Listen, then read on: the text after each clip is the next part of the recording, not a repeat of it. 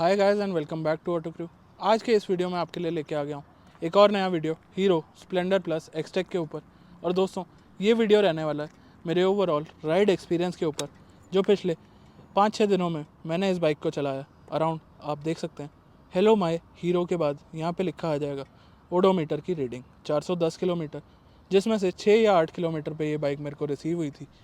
तो around 400 kilometre का experience आपके साथ शेयर करता हूँ, कैसा रहा मेरा हीरो स्प्लेंडर प्लस का एक्सपीरियंस। चलिए दोस्तों स्टार्ट करते हैं अब इस राइड को और आपको बताते हैं अपना एक्सपीरियंस इस हीरो स्प्लेंडर प्लस एक्सटेक के साथ। दोस्तों ओवरऑल मैंने इसे अराउंड 400 किलोमीटर होने वाले हैं जो मैंने इसे एक्सपीरियंस करा है, और इन 400 किलोमीटर में कैसा रहा मेरा एक एक्सपीरियंस।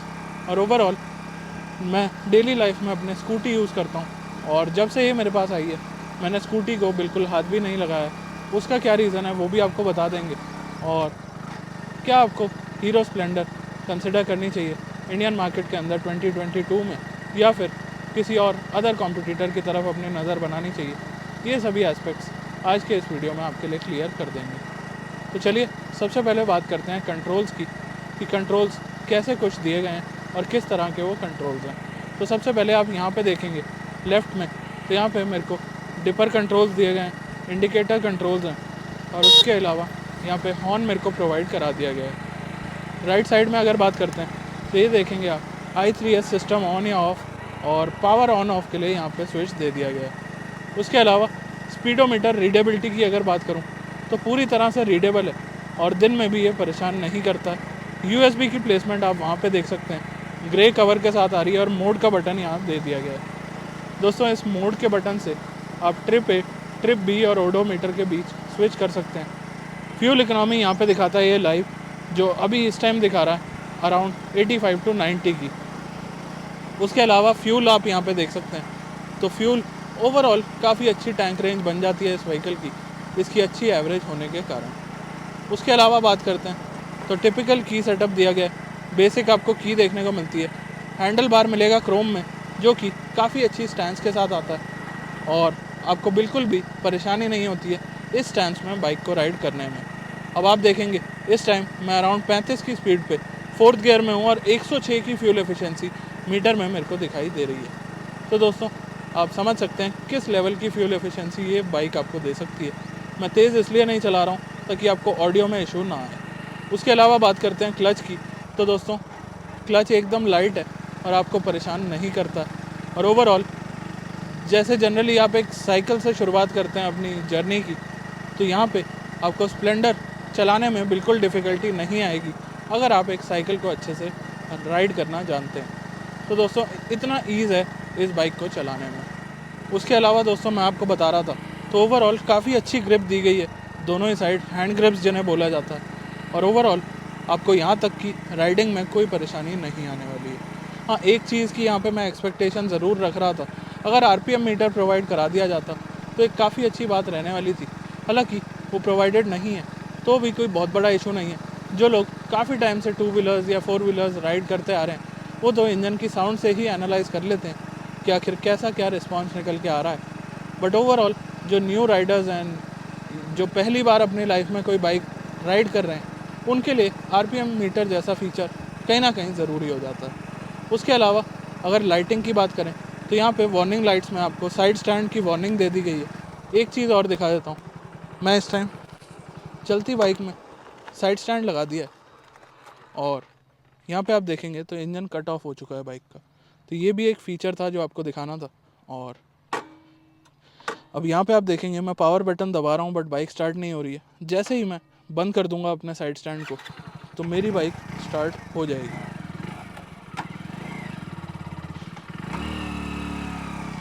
बाकी यहाँ पे आप देखेंगे तो पिकअप वगैरह लेने में ऐसे कोई परेशानी नहीं आती है। हाँ हायर गियर्स में कोई भी व्हीकल नहीं उठ पाती है, तो सेम चीज़ इसके साथ भी है। उसके अलावा बात करें तो ये आप देख सकते हैं, ये कुछ लाइट है इंडिकेटर्स की। हाई बीम की लाइट आप देख सकते हैं 3rd नंबर पे। उससे अगली जो लाइट है वो है इंजन चेक लाइट।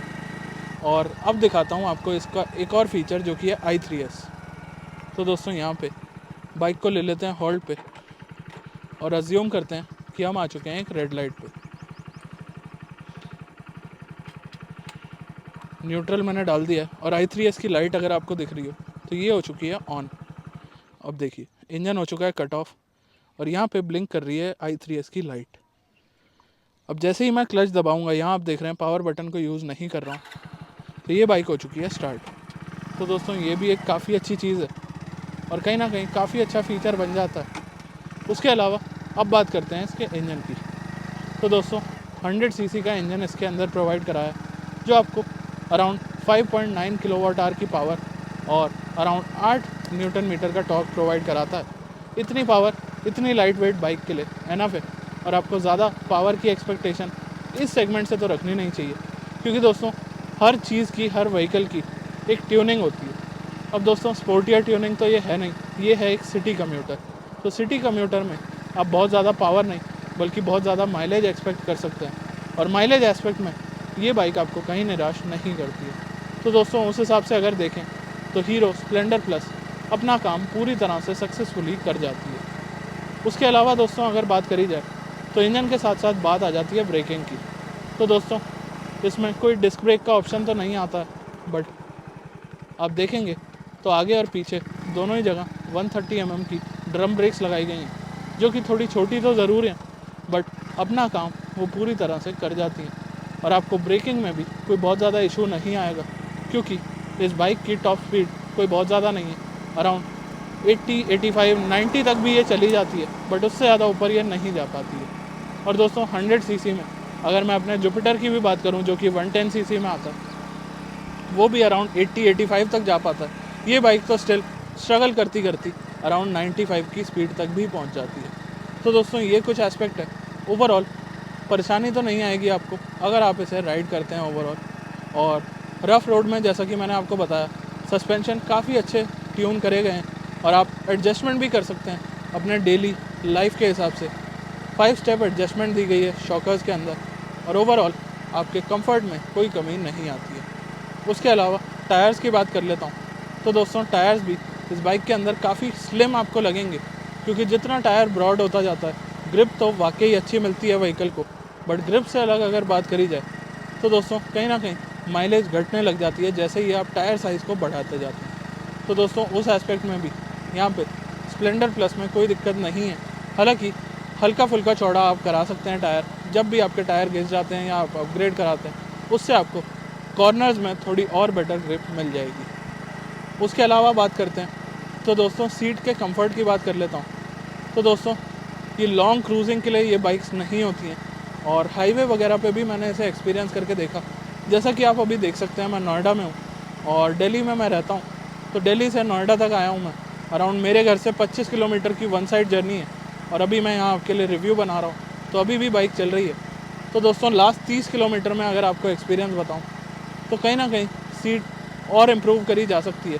बट दोस्तों सीट से ज़्यादा अगर बात करें, सीट की लेंथ में और कुशनिंग में उतना इशू नहीं है जितना सीट की विड्थ में है। और दोस्तों इसका क्या रीज़न है, क्योंकि ये बाइक्स कहीं ना कहीं स्लिम रखी जाती हैं ताकि ट्रैफिक जैसी सिचुएशन में ये ईज़िली क्रॉस कर जाएँ और परेशानी ना दें। तो उस हिसाब से सीट की विड्थ अगर आप चाहें तो आफ्टर मार्केट में जाके ज़रूर बढ़वा सकते हैं।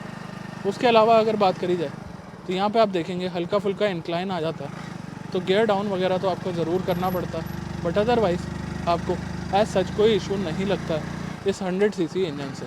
अब दोस्तों अंडर पावर्ड तो मैं ऐसे नहीं बोलूँगा, क्योंकि अंडर पावर्ड की डेफिनेशन सबकी अलग होती है और कोई मस्टैंग को भी अंडर पावर्ड बता देता है और कोई स्प्लेंडर को भी अंडर पावर्ड नहीं बताता।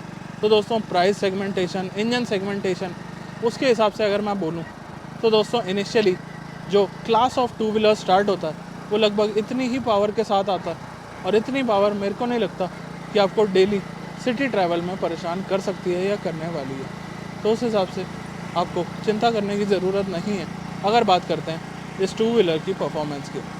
बाकी दोस्तों परफॉर्मेंस हो गया, ब्रेकिंग हो गया, सस्पेंशन हो गया, सीट्स हो गया।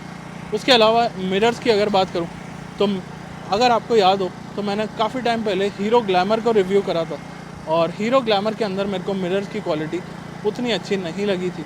वो कुछ झटकों में हिल जाते थे, डिसलोकेट हो जाते थे। और यहाँ पे मेरे को स्प्लेंडर में ये चीज़ देख के बहुत अच्छा लगा कि इनकी बेसिक बाइक में भी मिरर क्वालिटी काफ़ी अच्छी आ रही है। अब दोस्तों ये मैं कंफर्म नहीं हूँ कि ये स्प्लेंडर में ऐसे आते हैं या फिर इन्होंने सभी बाइक्स में अपने अपग्रेड कर दिए हैं, बट ओवरऑल जो इनकी क्वालिटी है, फिट एंड फिनिश है, उससे मैं एक तरह से सेटिस्फाइड ज़रूर हूँ।